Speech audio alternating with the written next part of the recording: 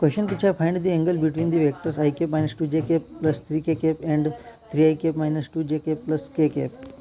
तो सबसे फास्टली हम सॉल्यूशन इसका करेंगे।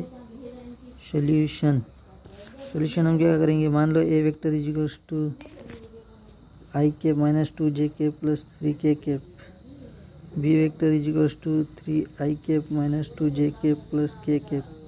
तो प्रॉपर्टी से हम क्या कर देंगे,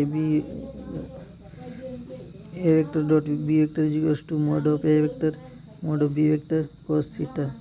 तो यहाँ से ये कितना आ जाएगा, ए डॉट बी हमारे पास कुछ आ जाएगा 3 + 4 + 3 इज इक्वल्स टू √14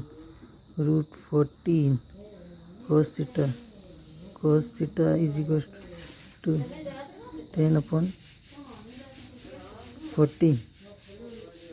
तो ये cos थीटा इक्वल्स टू फिर आ जाएगा 5/7।